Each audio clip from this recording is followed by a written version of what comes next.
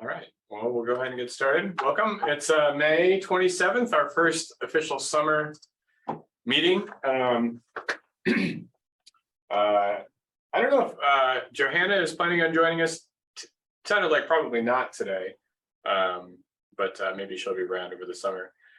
Colleen has graduated, so she's left us. She's of course got a welcome invitation to join us anytime, as everyone does.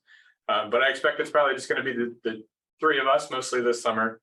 And we'll plan on doing this, weekly is too much. But I would like to try to do more in lab time. So, all of us together in a room is going to make for a lot more of these sort of easier transfers of knowledge and experience that, are better in a lot of ways than a lab meeting. So I would like to try to get some regular office hours going.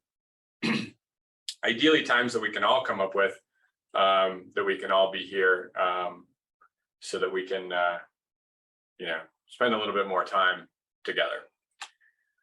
A couple of quick pieces of news on my end. I saw that Microsoft's Planetary Computer was getting some news press. I haven't used this. I imagine that they're building this as sort of an alternative to the Google Earth Engine. Have either of you two used this before, the Planetary Computer? No. Yeah, we'll have to see what happens with it. They had their AI for Earth program, which was pretty strong. Esri has a pretty strong relationship with Microsoft. So I think that there are some interesting avenues. I know that remote sensors are now pretty committed to Google Earth Engine, so I kind of doubt whether a lot of them are going to jump ship, but it might be worthwhile for both of you to explore this a little bit and spend some time and poke around. With this kind of thing, it's always good to spend a time, right? Like set aside 1 hour to explore Microsoft's Planetary Computer and learn what you can, and bring it back to the team. And I expect that that's going to have a lot of spillover benefits for you guys in remote sensing and other things that you're doing. I'm really excited to hear how your summer work is going here in a minute. I think I will have time to explore this one because I'm mostly working with LiDAR data this summer. So I think I can take some time and work with it. Okay. Yeah, I think it's valuable. There's certainly a lot of stuff here. The fact that I know that, Amazon, I think, is also hosting some LiDAR music going on here. Yeah, this looks like a lot of data sets. So one of the things that caught my eye, I'm always interested to see how they're putting the data out and what they're doing with it. But I did see that their DTM is based on PDAL's implementation of SMRF. So that was nice to see. I also was kind of picking through some literature over a couple of days ago. I don't have this in my notes, but I attended a environmental security summit in Newport News over the last couple of days, Tuesday and Wednesday. While I was there, I had a couple of extra hours and was poking around at some things. But one of the things that I noticed is some of the archaeology folks, they publish a lot on LiDAR visualization and LiDAR processing. If you guys haven't dug into some of the archaeology literature on LiDAR processing, you probably should read a couple. One of the authors that I run into a lot is Donius. And I was looking at some of his recent stuff and was pleasantly surprised to see that he's kind of taken up this mantle of the digital feature model. So this was a term that I coined in 2015, and it was intended to refer to sort of things that are in a LiDAR point cloud that correspond to neither the DSM, which is always kind of imagined as sort of this maximum, and the DTM, which is sort of imagined as this minimum, But there's a lot going on in between, and archaeologists in particular are not interested in the trees, but they maybe are interested in some of the other structures. And so he had this nice diagram that he made, sort of outlining the differences between a DFM, a DTM, and a DSM. So as far as I know, this is the first reference to a DFM. This started in the last couple of maybe just year or two that he kind of took this up. But he cited the 2015 article and gave me credit for it. And I hope that this takes off, because I think it's a good way of sort of thinking about alternatives to DSMs and DTMs. One of the things that I bought over the last couple of weeks is a Matterport Axis. So this is it's not actually the tripod itself, but it comes with a tripod, but it's this motorized spinner. It's basically just a motor that connects to your phone over Bluetooth. And it just, you mount your phone here, and then it just spins it and basically takes a 360-degree photo with your phone. And the idea is that by using a motorized setup, you can get this a little bit more precise than sort of just waving your phone around, which also works pretty well. But this sort of makes it steady. It was pretty inexpensive. The thing that I really wanted, I didn't particularly care about the motorized setup, but it came with a package from Matterport, and Matterport, I think I mentioned just before the break, maybe is a neat way of. Have you guys seen a Matterport scan before? So they're used a lot in real estate. So this is an indoor geography thing, probably mostly of interest to Shashank, but it's an indoor geography kind of a thing. Real estate agents use it to quickly scan like a house that's going on the real estate market. And then when someone wants to tour the house, then they can pull up the scan and they can, instead of just looking at these 30 different photos of the house, they can actually get these like dollhouse views of the scene. And so it's this neat midpoint between sort of just photography, it's photogrammetry. The models that they're building here are not sort of this full 3D nature that we're used to seeing with things like structure from motion. And they seem quite tailored to indoor spaces, but what they are doing is they're looking for these sort of regularized features like walls that then they can use to build these sort of rectangular spaces, like all buildings pretty much are. And they work surprisingly well. It's all just done with regular photography. So this is an example of a scan that I did in my basement. So I tried first with a smartphone on the I mean, it's not really a gimbal, but it's a gimbal-like thing. I guess I'll just call it the Axis. But then I used the spherical camera. So we've got two spherical cameras in the lab, an older Ricoh and then a slightly newer Ricoh Theta Z1 that takes full 360-degree, not just this way, but full spherical camera. I had to update the firmware, but otherwise it worked pretty seamlessly. And I took, I don't know, 15, 16 different spherical photos throughout the basement of my house. And it stitches them all together. And then this is kind of an oblique view of that. So,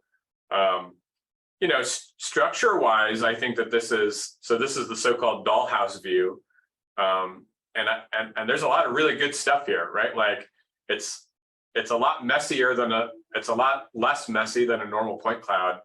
And it's sort of finding these flat surfaces, and it's great, right? So I think that this is a neat alternative for indoor geography. We're really trying to get going with the CID building.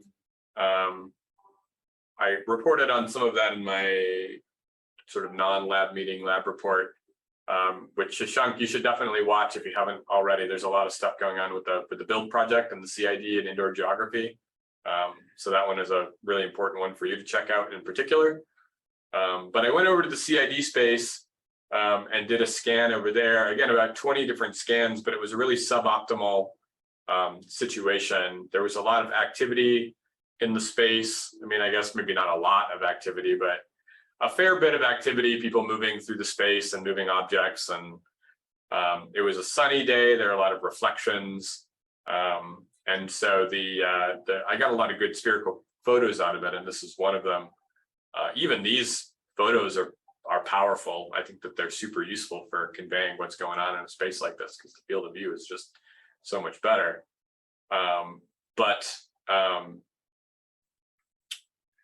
Yeah, the full 3D reconstruction didn't work so well. So I gotta go back maybe sometime in the evening. And Shashank, it would be great if you could come with me and see what this is all about. See what these Matterport representations can do. For indoor geography, this is this is in common usage in real estate. So I think it's a thing that we need to be good at. I updated the coordinates of NeilReach. So again, in that sort of non-lab meeting lab report that I did a couple of weeks ago, I was talking about some analysis that I did on those numbers. This NeilReach is the RTK correction station that's on my roof. I've been broadcasting the correction for that in NAD83. I'm switching that to WGS84, and the reason for that is I would like to, how do I put this? I would like to make sure that the output that I'm getting out of that is suitable for robot navigation. So I was kind of keen on the NAD83 2011 so that it would sort of output stuff that would immediately match up with the LiDAR point clouds that we were using in the area. But now I want to use it for drone navigation. So I think that this is better. I ended up just taking the mean coordinates and 51 days worth of logs rather than shipping it out to like Opus or CORS or using a CORS correction to do it. So it's literally just a raw average. I don't know really the strengths and weaknesses of that approach. They're up to about ½ a meter difference between Opus and some other things. So we'll find out if this works. My hope is that it's going to make for better robot navigation, but I guess we'll find out. I've been spending a ton of time on pictometry. So pictometry is a company that collects original sort of aerial photographs, and they get contracted out by cities to do these things. And for whatever reason, Blacksburg and Virginia Tech have contracted out a pictometry data set many times. I'm not really sure why. It's probably quite expensive. But the short story is that we have access to that data. Maya was working on this last year. We got pretty far with it. Not much was done with it since then. I've been sort of pecking away at projects, but one of the things is basically Maya. We divided things up into like 1 kilometer grids. She would take each grid. She would add a bunch of ground control points and get things to kind of snap together. But then what we found is there's like a concert going on out there. It's so weird. Is that picking up through the microphone? Yeah? Yes, we can hear a little bit. Yeah. Yeah. Oh my gosh. But it's fine. Yeah, but not that much. Not that much. All right. It's really loud. So she did this, and so the next step though was to try to bring back all of those tiles that she did. So basically for campus, we've got a pretty good data set, but the data set extends far, far beyond campus. At the end of the semester, Cam went out and took GCPs throughout most of sort of the central part of this. But I'm trying to get the whole, it ends up being a little over 8,000 images, 88,265 images for Blacksburg. And then there's another little section for Radford that I'm excluding. But I wanted to stitch this together. One of the things that I'm having a problem with, you can sort of see after Maya ran it and we add those back in, you can definitely see the flight lines in the data. So, you know, those show up. So each dot is a photo. And these are the corrected sort of post-Maya positions. What they look like before Maya got to them is a lot more like this. So they just look like a jumble. So this is an area that Maya didn't do. So you can sort of see like the value added from Maya's work. What I wanted to do was sort of leverage that new knowledge that like, okay, now we know exactly how the planes flew. Can we snap them to a flight line? So what I was originally going to do is draw like just vector lines through here and then use arc tools to just snap those points to the line. And then kind of what I realized is that, you know, it's actually faster just to select them manually. And then I just assigned them a row. So this is the first row. So I selected all the things in that row just with a box. So that selects the whole row pretty easily, you know, 5 seconds per row. And then you just run a calculate field on those selections and just assign a value to those. So I assigned each row its own unique integer. And then what I do is I figure out what's the average, you know, I use pandas and figure out what the average Y position is for each of those rows. And then Stack Overflow had this great little function called rounder that basically rounds your values to those values. So if this is our input, then that is our output. Does that make sense? So not much code to do it. But what that does is that eliminates basically, not eliminates, but it reduces the Y error a lot. Now, the real plane doesn't travel in a perfectly straight line, but it's probably a lot more straight than this, right? So this isn't totally accurate in the Y coordinate, but it's better than we were at. And the thinking is if we can, you know, reduce the overall error in the data set, then trying to get all of these images to snap together should work a little bit better. If you run this through straight Pix4D, the result is really bad. It doesn't come together at all. So all of this is an effort to try to like shoehorn a better reconstruction in Pix4D because the errors associated with these positions are still in the order of like 100 meters. So that's just too much for that software to really handle well. A couple of other things that I did was I looked through the data set and figured out sort of what because I can tell, you know, these images are collected in sort of a north, south, east, or west orientation. I could look through the data and figure out like what the omega phi and kappa numbers should be for the orientation of those on average. So it was pretty obvious that they lined up this way based on another analysis. So I could just go through and find anything with an orientation of east and then assign it those omega phi and kappa values. I pegged the Z value here at, it was set at, I think, 1473. I'm still trying to figure out what a good number for that is. It depends on which height we're using, ellipsoidal or geoidal. And then write all the data back out again. The upshot to that is that it still doesn't run super well. So this is the reconstruction. We're at 68% of the images calibrate, but over 176 blocks, which means it's really not coming together very well. The north, south, east, west images aren't coming in that well. So then the next step was to run the north, south, east, west. And we're at 68% coming together, but that's optimistic. That's not a good 68%. This is the result when so then the idea was to go back and run the north images, the north oriented images separately and so on for each of the directions, to add in Cameron's GCPs. And then because they've all got GCPs, then bring them back in with those same GCPs and sort of do a merge project instead of just running them all. That works okay. So this is one example of the west images.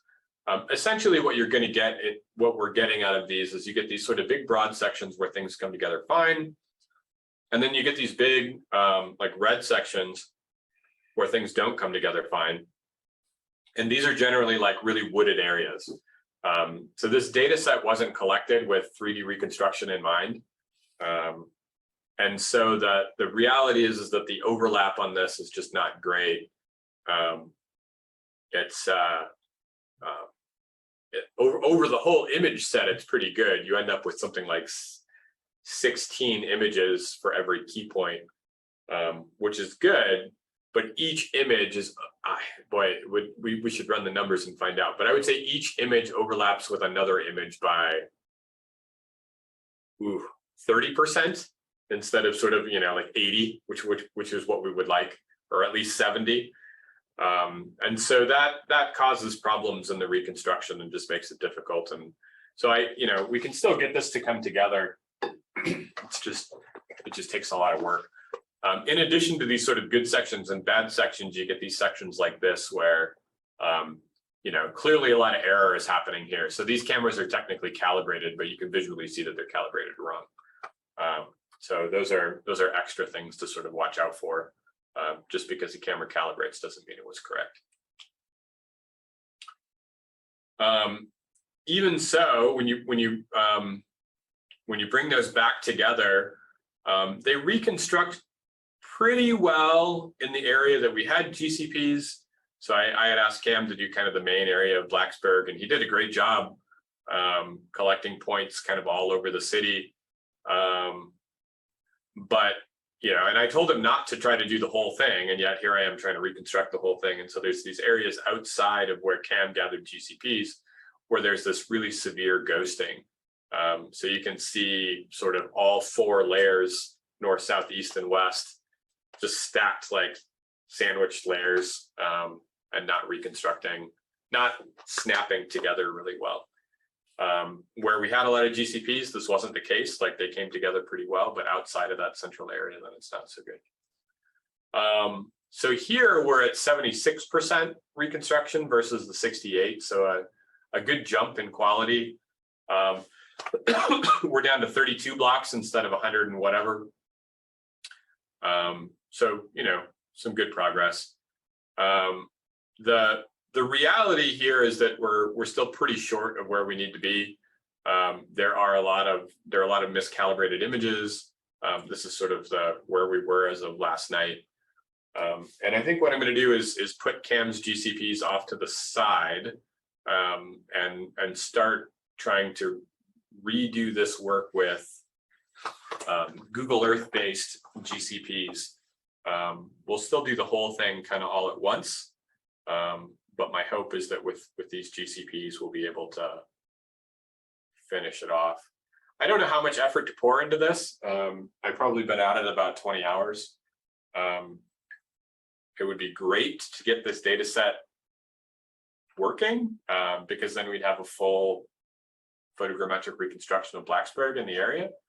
But I don't have a specific application for this that I can't just do with Central Campus. So Central Campus was working already. So I don't know how much more time, probably a couple more weeks, but more than that, and I'll probably just have to let it go again, which is too bad because I feel like this could be potentially really valuable. And then the last bit that I worked on was the rover. I'm trying to, one of my top goals is to get all of the lab's autonomous vehicles flying. And so there were a couple last things going on with the rovers that I wanted to fix. So one of those is that I needed to make sure that it was using the right GPS. So all of our rovers have 2 GPSs. They have their native GPS, and then they have a reach on them. And I wanted to make sure that they were actually using the reach, because they were pretty clearly not. So I tried a couple of different settings. I ended up leaving the GPS auto switch set to 1, which is best. I didn't want it switching from one GPS to another mid-route, but I think in the end that this is probably the easiest way to do it. And now that NeilReach is broadcasting in WGS84, hopefully there won't be that much discrepancy between the units. The other last thing that I had to do, and I don't think I've fully figured this out yet, but when you drive the thing in autonomous mode, it wants to kind of wander, do it to the camera. It wants to kind of like wander like this to its waypoint, which it shouldn't do. So it took a while to figure that out. I think it's a combination of a couple of things. The FF steering rate seems to control the long wave wander. So the initial sort of bit. So by cranking that higher, that eliminated that. Setting the PID steering rates to 0 reduced the shortwave wander. So this is where it would just kind of like go like this as a like a fish swimming through the water. So those two together seem to have solved that problem. And then I set the it's called WP pivot rate, which is the waypoint pivot rate, and I set that to 30. I tried a couple of different things, but I think something on the order of 30 to 45 degrees per second is good. It was set to 90, and it would just like whip around too fast. I think that there's some stuff going on about how, I don't think it knows how fast it can turn. So it kind of overshoots a little bit. So I've got some things in mind to try to attack that a little bit, but I think that these view settings do make a big difference. I still want to test this thing out as like out in the field and see how it really works kind of thing. I've got the new HereLink controller out, and I want to get that working. It's just a more modern way to control these things. I think it's going to make it easier to get students to do it. This, FR Sky controller is kind of been around a long time, and it's just a little bit archaic, I think. So having something that's got an Android built in will make it a little bit more comfortable for people to drive. Can't just be for me, which is kind of how it's been. Like, I think just too intimidating for people, and so try to simplify it. This is an example of running Q ground control. I spent some time on that. I'm not really used to using this software, but it seems to be the best alternative for controlling stuff on Android. So I needed to just put in the time to learn how it works. I knew the software wasn't bad. It was just going to take me some time to sort of relearn how the stuff works. So I did that. And then, I figured out how to do how to put in like these little tiny scans. So this was a little scan I did in my driveway. The whole area was really small. I don't know what the numbers are, but probably like 5 meters across or so. I guess we could do the math and figure it out because it's half-meter spacing. So 1, 2, there's 1 meter, 2 meters, 3 meters, 3.5 meters square. So a very small area. And what this was a test to make sure that, the RTK GPS was working, that it could actually travel routes that were relatively parallel at this resolution. And I would say it worked pretty well. I think there's still a little bit of tuning to do, but I think it's probably usable. One of the things that it has that I really liked is it has an overrun feature.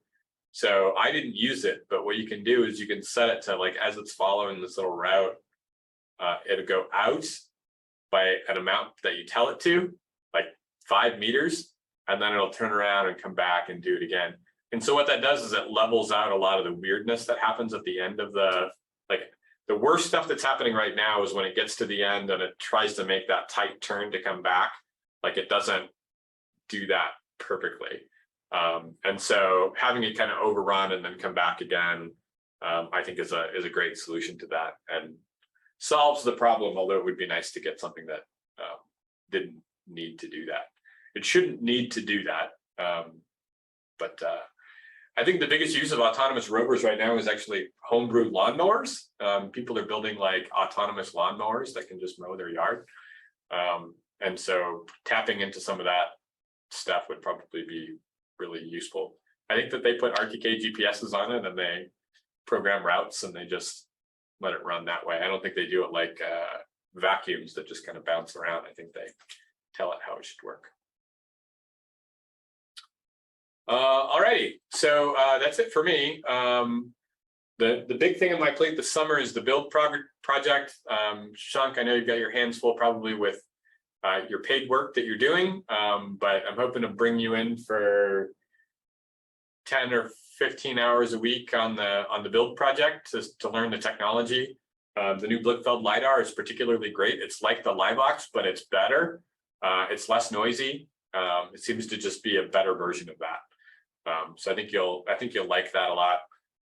Get used to using the software, and hopefully that'll generate some a final thesis project by the end of the summer that you can kind of really get rolling on in the fall. We've now had a lot of graduates out of the lab, so I want to try to get all those graduate papers turned around. So Sam, Jack, Jim, and Colleen all have theses that need to be turned into papers. So that's a big goal of mine over the summer. Repairing, getting the drones flying and roving is super important to me. In the next month, I need to spend down my startup. So there's about 1,400 in that. And I need to sort of decide whether we want to spend that money on like a gimbal. So a gimbal for the FLIR camera would be one way to spend the rest of that money. Drone parts, batteries, motors, things like that would be another. There's a projector that I'd like to buy, although I might put that on another account. And then anyway, so doing that, and then the pictometry is key. And then this isn't on here, Gunjan, but flying that Kentland Farms area with the thermal camera. That's the next step after getting all the drones flying. So, all right, that's it for me.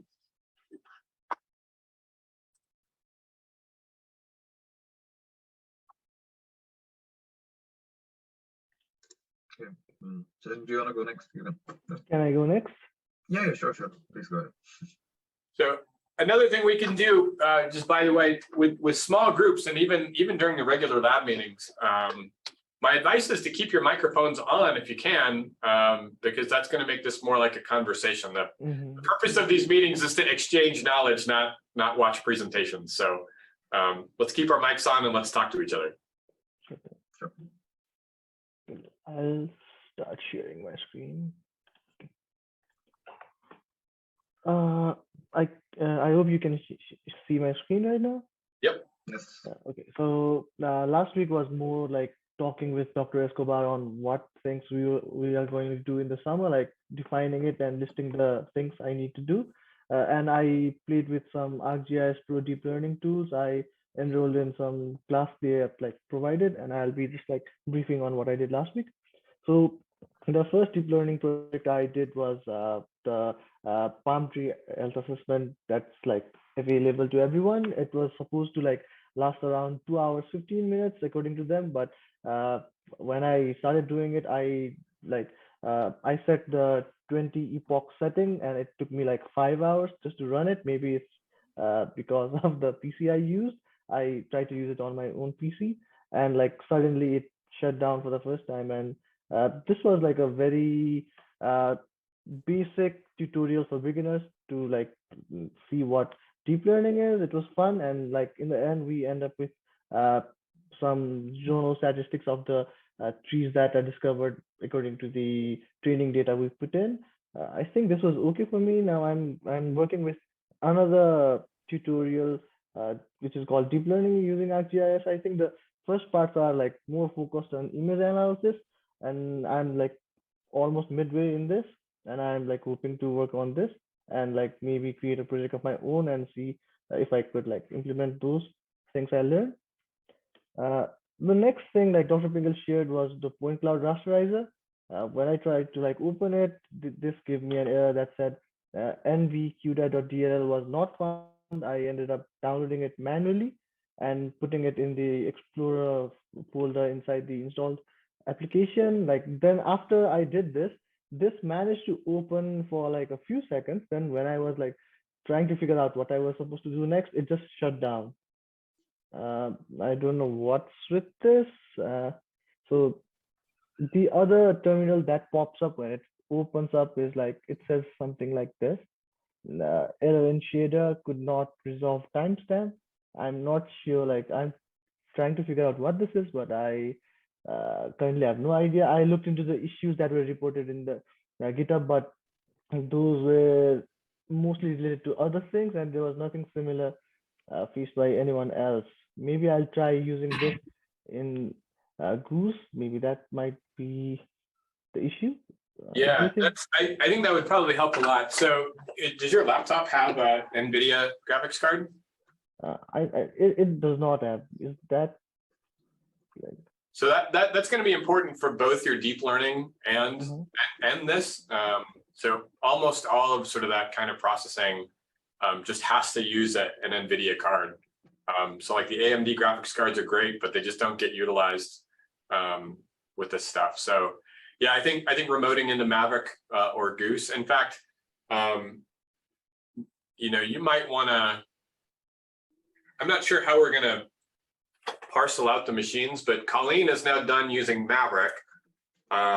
So I think it would be good to try to get you guys using, I don't know if we want to move you both over to Maverick, or have you been using Maverick? What do you usually use, Gunjan? Using Maverick. You use Maverick. Okay. Yeah. And I'm using Goose right now. I used to use Goose, but there were too many people, so then I shifted all my stuff to Maverick.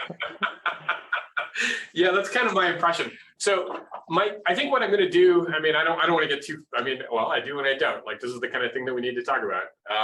But we've got the new computer that we got from the Sears lab, which is a good computer. And my instinct is let's put the undergrads on that. And then keep Maverick and Goose for graduate work mostly. And then if they've got something that they need to be sort of case by case basis moved over for, then we can do that. So if we do that, then Shashank, you could just stay on Goose and we'll make that kind of your thing. What I want to do is and then Gunjan's got Maverick, and then you're not sort of stepping on each other's toes. You both got a high performance computer that you can use to do whatever it is that you need. I mean, the only one that I still see using Goose pretty often is Jack. Yes. Ironically, I'll have to talk to him about that. I don't mean for him not to use it. I mean, we could certainly share. I don't think we're using up all those resources, but I'll chat with him about that and see what he says. All right. Gunjan is going to be working in the lab, like actually going there, right? I'm also planning to come there. So that's great. And yeah. Probably. So yeah, actually, this is just the today that I haven't been in the lab, but like I was there like the whole week. All right. From 10 to 5. So. Well, I'm sorry. I didn't know that, Gunjan. I probably would have stopped in. No, that's fine. That's fine. There were a couple of days where I was like, oh, I could go into the lab, and then I thought, well, I'll just be the only one in there. So yeah, I'm going to start coming in more next week. Probably not 8 to 5, but at least spend a couple of hours in the lab. Great. Okay. So long story short, Shashank, I think keep using Goose and then try to use Goose to do some of this stuff. Yeah, I think I'm gonna come there from next week, like to do both jobs in the lab as well as the other work.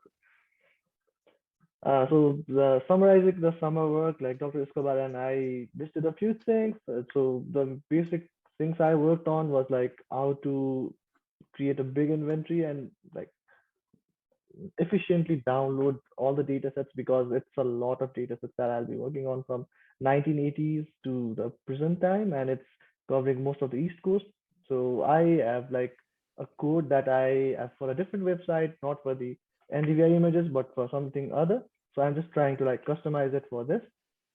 And I think what we'll be working on is like making a tutorial for other students to do similar kind of things. That's the main goal for my summer work. And I have been entered into this Lyme disease project by him, and I think I'm gonna work on this like for 3 days per week. That's what I'm planning. So I'm planning to like allocate the first part of the week for the summer work and the second part of the week to like everything we do in the lab, maybe like the build project and stuff. Would that be good? How many hours a week are you budgeted for your summer work? So the contract is 20 hours per week.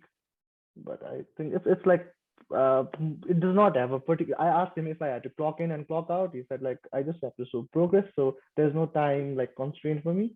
Okay, that's good. I just didn't know if it was going to be 40 hours a week, in which case then you're going to have a very busy summer. But if it's 20, then you should be in pretty good shape. Yeah, like he's not very like strict on the timetables, so I'll just be reporting him like once a week or something. So I just need like coordinate about like the first and second part of the week. That's what I was thinking. Okay.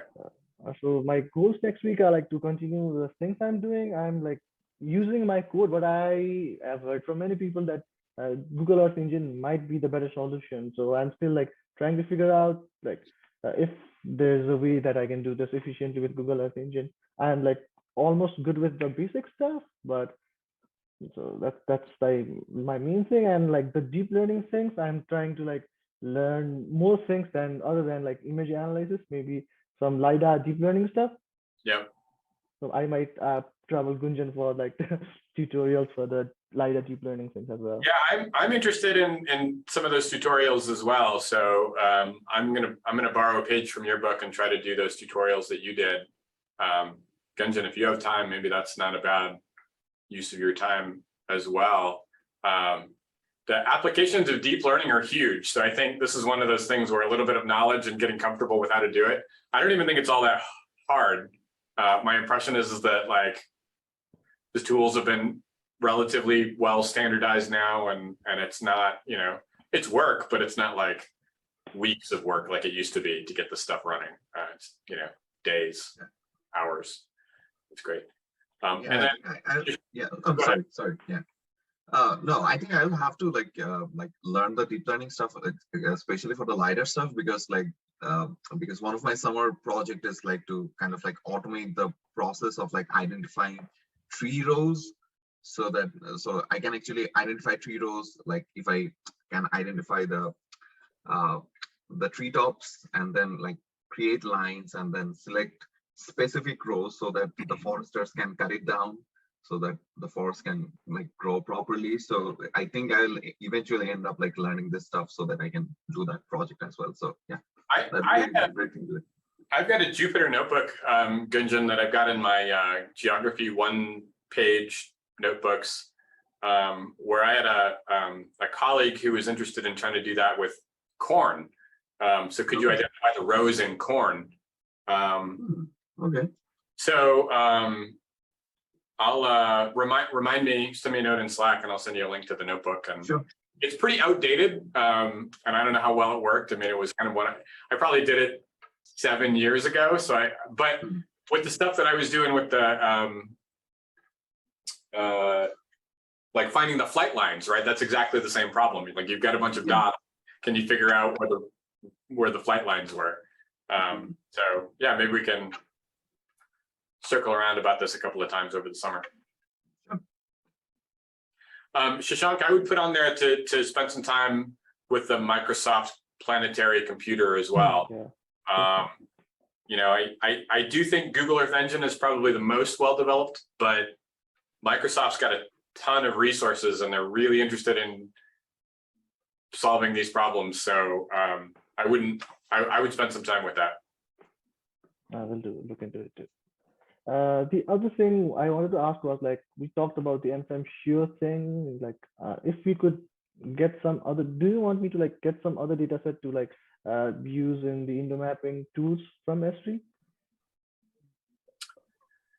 So I see those as two separate things. So NFrame Shear, I would like you to be able to take output out of a Pix4D run and ingest it. So that's goal one, and just be able to like run reconstructions in NFrames. And then the second goal in that is to learn how to get the LiDAR integrated with it, so that instead of just using photogrammetry, we're effectively using LiDAR fused with photogrammetry, because that's still not done very well. Reality Capture says it can do it. I've yet to see a good case of where that's worked well. I'm not saying it can't do it, but if it can, I would like to know how. Same thing with NFrames. If that can do the fusion, I'd like to know how. Agisoft can allegedly do it. I haven't seen how well that works yet either. So yeah, lots of unknowns. So those are the two goals for end frames. Can we rerun some output that we just did in Pix4D? And then two, can we fuse it with LiDAR? The Esri indoor mapping tool is kind of a giant question mark. Like, I don't even know what it can do. You know, they're trying to get it integrated with their BIM modeling. I don't know. That one's kind of like, you'll just have to figure it out, like what it can do, what we can use it for. You'll start to see kind of what some of the stuff in the build project is, but if that's a toolkit that's going to come in handy, I definitely want to use it. And if there are licenses or things that we need, Virginia Tech is like one of 20 designated like Esri campuses. We can probably get licenses for that either cheap or free. So if there's something that we need, they want to get use cases out there. So we've got the ability to sort of like say, we'll use your tool, and then you can use us for marketing. So yeah, you've got a lot of methods stuff on here, Shashank. There's a lot of stuff to learn, but that's good. At this stage in your career, learn as many tools and techniques as you can, because you never know what's going to come in handy. That's why I'm looking forward to it. I am finding like there is so much in ArcGIS Pro that like I need to learn, but there's too much right now in ArcGIS Pro. Yeah, They're trying to solve every problem. I just am amazed by like them trying to do everything. yeah, it's one of the things they do well is they've got a sort of a toe in every little bit of water out there, indoor mapping and photogrammetry. I saw some tools for photogrammetry that they had that I didn't even know that they had just the other day. It didn't look like I could use it, but they've got some engines in there from back in the processing stereo photograph days that could work. But Cool. I think but I think they will come up with something like some better solutions for photogrammetry, because they like last year they purchased InFrames, right? They did, yeah. And they purchased another one too. They purchased, I can't remember. Taryn was talking about it, that like there's another. So I think that they're also diversifying, right? Like they're not putting all their they've got that arrangement with Pix4D, which I think they're probably gonna stop within the next 2 years. Like my sense is that Pix4D is not advancing quickly enough, and they're gonna have to move to something else, and maybe so will we.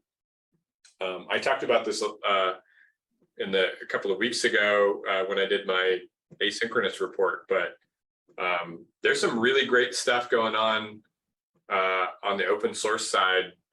The web ODM has Python-based tools. OpenCV has photogrammetry tools. There's a ton of stuff that I think we need to explore a little bit. I don't really want to go to Agisoft either. Agisoft is expensive. It seems good. That's true. Maybe that's fine, but I don't know. Pix4D just isn't quite cutting it for me these days. It's just not good enough. Spending all my time creating manual tie points and 20 hours on a project that's just not coming together. It should. It's just user interface problems. And anyway, Gunjan, let's hear from you. Sure. Can you enable the sharing? Oh, yeah. I guess I had Shashank is on here as a host because he's. Yeah. Oh, okay. Okay. That time I was gone. Yeah. April Fool's Day. Okay. Can you see my screen? Yep. Okay. Cool. Okay. So this week has been a little bit busy, and I have some update of. Oh my God, my subtitle has turned on. Okay, yeah. So this week has been a little bit busy because I have to like I have to actually clock in and clock out, and it's for 30 hours a week. And again, I'm running participants and I'm working on that project. So this week kind of have been like, so I still have to work today. So it's becoming like I have to spend like 50 hours per week just to manage the whole thing, because I'm trying to concentrate on my work, like the summer research work, but actually when the participants are over there, it's actually not like I can actually work there, because I'm still trying to understand, because I'm not a forestry expert. So I'm still trying to understand what's going on there. So I just have to come in my home and then work on it. So Yeah. it's becoming a bit hectic, but I think it will be better from the next week. So so my data collection is going on, and since yesterday I have collected data from 20 participants. Good. And yeah, the milestone reached. So I still have like for next week, I still have like 3 more participants scheduled. And also, so I also talked about like, so there is this graduate listserv by Lawrence Surface that circulates from the graduate school. So there is this Google form where I have put my study information, and there's like other study information as well there, and that circulates each Monday. So hopefully from this Monday, they will circulate the circle of my study as well. So hoping to get some graduate students in there as well. And I'm trying to reach students as personally as well. Like I'm just like in my community, in my friend, and I'm telling my friends like, please come in, join, and whoever is coming there, I'm just telling them like, please share this information as much as possible, because I need 70 participants for my study, and I really want to finish it by next month. So so let's see how that turns out. So I'm recharging my social battery, because I'm interacting with lots of people right now. So yeah. So this is how it's going for me. So I also wanted Lab report that will update. Okay, sure. Yeah, that's private information. Okay. Oh, sorry. We cannot like publicize the participant's name. That's right. That's right. Yeah. So there's also in PsychoPy, whenever I try to run the study, it asks for a participant number. It could be a name, it could be a number. So so I generated a list of like 70 numbers, random numbers, and I pick one of them and assign it to each participant, and I mark it yellow whenever it's picked. So yeah, it's right there. And then after the study, I'm collecting the post-task data information, post-task data in a paper format, and then I'm just manually putting it in the Excel sheet. So yeah, that's how it's going at this moment. Okay, so the next thing is I'm writing the extended abstract for the AutoCAD 2022. So the word limit is 1500, and the deadline for submission is June 15. So Dr. Bingalan, I think you, so I'm a little bit, because I haven't written an extended abstract before, so I'm a little bit confused, because there is this results section that I have to put in there, but I'm still not sure what to put in there. I guess we can talk about it one-on-one, like. Yeah, I mean, so this is probably good for just to talk about broadly, because then, you know, Shashank, you're going to have to write something like this at some point. So yeah, when you're presenting conference work, it is very often the case that you're sort of submitting work that's not quite done yet, and so what do you write about the results before you have any results? And the answer is you kind of don't. You have to just not do that. And so my advice is to say that that this is an experiment in progress, and that the results will be presented. Because this is going to be for review. This is going to go out to the program committee. It's then going to get assigned out to reviewers, and then they'll decide whether it should get added or not. So when you're writing that, I would say, the experiment is currently running. We expect us to stop data collection, July and we'll present the results at AutoCarto.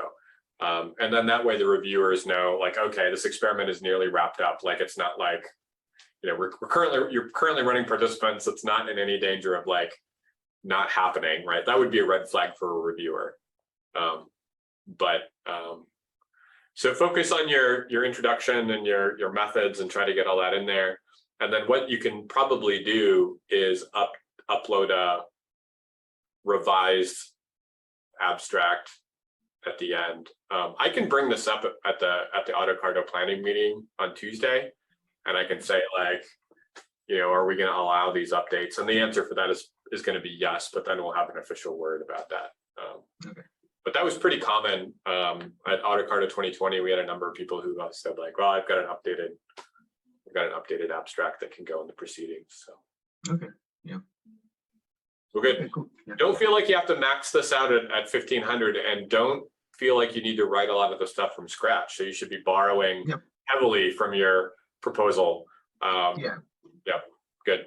Yeah, I'm actually doing that. Like, I'm borrowing it from my proposal, but I'm updating a lot of things because like things have changed. Yep. So because in the proposal, it was like, I could do this, I might do this, but now I actually know like what I'm doing right at this moment. So I'm updating those things. So yeah, so I was actually a bit confused about the result thing, but like, as I got this word from you, I guess I can just finish it as early as possible. So Yeah.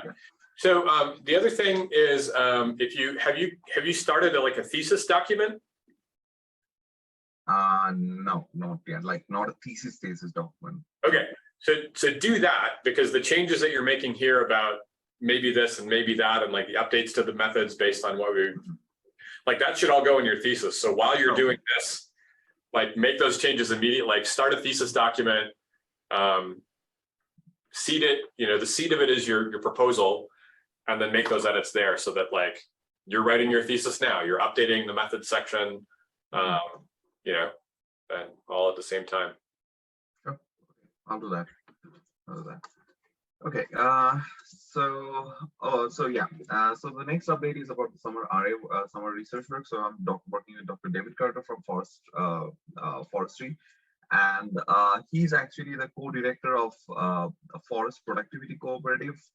And they have like lots of connections with the like lots of industries in the forestry area. So like what he told me, that usually like lots of industries come to them and like with problems and big data set, and they don't have lots of people to work with, and mostly they come up with like LiDAR data. So he assigned me one of these projects. He actually have 4 projects, and he told me like, so he doesn't have like any specific target, like whatever I can do with it, he will be happy. So the first project he assigned me was like to determine whether the bedding orientation of a farmland influences the wetness index and growth of managed pine plantations. So they conducted a flight mission in Texas back in 2018 or 19. And they have this LiDAR data, and they have some shape files where the stand information is there. So what I need to do is like, I need to run some metrics so that I can find some stands which are like perpendicular to the slope gradient and also parallel to the slope gradient. And this is kind of important so that they can identify the stands which can actually like clear out the flood water as soon as possible whenever any flood is occurring there.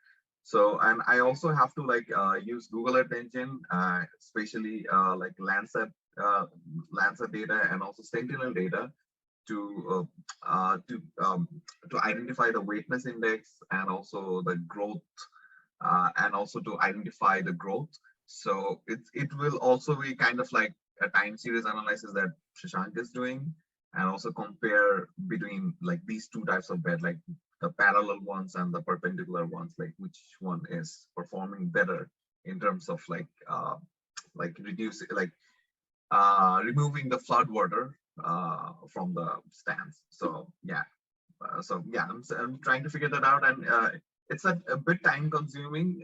I'm assuming because like there's like lots of LiDAR data. So yeah, let's see how that turns out. And Cool. the LiDAR course in the last semester, it actually helped me because it's like because I know how to run the metrics in with the LiDAR data, especially with the forestry stuff. And I'm doing forestry stuff at this moment. So yeah, it's kind of helpful that I took that course. Great. So yeah, maybe it's time to apply that knowledge in the Yep. summer. That's So, great. yeah. And he also, so the ultimate goal of like not only this project, but if I work on other projects as well during the summer. So he actually wants, like, it could be a Python code, it could be just a catalog of like how to achieve this stuff. So the final thing is a product which I can actually present it in a professional meeting in Raleigh, maybe in August, if I have any progress here. So like he's giving me that opportunity. So I'm really looking forward to that, but I'm not putting too much hope in there because I just want to like take some time and like do things accurately. So like, let's see how things work out. Okay, so yeah, so I haven't shared this update in any of my lab reports, so I just put it in there. So I received the Simakai Research Scholarship. There was this award ceremony. It was really nice award ceremony kind of thing. So yeah, and also received a membership of the honor society. So yeah, that was a good day, and it was the last week of the semester. It was going a bit hectic, but this was kind of a relief. So yeah, I'm really happy about it. So yeah. These are great. Thanks, Kunjan. Congratulations also. Yeah, thank you. Good. I was sorry to have missed the award ceremony, but as it turned out, I did get really sick. So I was glad. No, that's fine. No, that's fine. And also it was kind of interesting because like all the people were present there were actually not from geography. So, but like during the OGS poster presentation, I know that most of the people would understand what I'm saying because they kind of have that exposure. Like, even if they're from forestry department or even from CNRA, they kind of have an exposure of like what we are doing here. Mhm. But at that event, nobody was from geography or nobody had this kind of exposure. So I kind of have to explain it in a different way so that they would understand, like in a very simple terms. So it was a very good practice because I'm a big fan of science communication, like science communication. So it was a very good practice. So that I kind of felt proud of myself because I could explain them in a very simple language, and they can actually understand the significance of the study. So yeah, that was good. That kind of stuff is really important, being able to quickly explain what either the project that you're working on or what you do. I had a similar experience over the last couple of days at that symposium. People, there were a lot of like, what do you do questions. And I don't think that I polished my elevator speech in quite some time. And I think I need to do, in like a series of these interactions, I'm like, oh, I probably could have explained that a little bit more quickly or concisely. So it's a thing to keep in mind. Yeah. Good. Yeah, so goals for the next week is keep running the experiment with the participants and also finalize AutoCAD abstract. I haven't submitted the 2 scholarship applications for the conference, so I need to submit that as well and continue my summer research work. So, and also like apart from this one, I think I have something pending from my to-do list. So, but maybe not next week, but over the summer, I'll finish everything in my to-do list. So yeah. Great. All righty.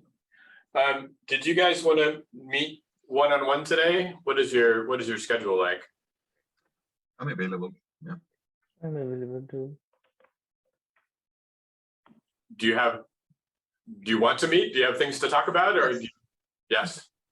Yeah, I think I think I can have like half an hour, like I just want to like go through with it, like what I'm doing. So yeah. Sure. I'd opt for like someday next week, like because someone's coming to my apartment today. Okay. All right. Sounds good. All right. Well, Well, I'm pretty available. I'm back in town. I don't have a lot going on through June. So, and like I said, I'm hoping to be in the office a lot more now that we've all had a chance to get out a little bit. Now we're all back. So we'll try to be in. But Gunjan, I'll hang on the line and we can just meet now. Yeah, sure. We'll see you later, Shashank. Thank you guys. Bye-bye. Bye. The recording stops.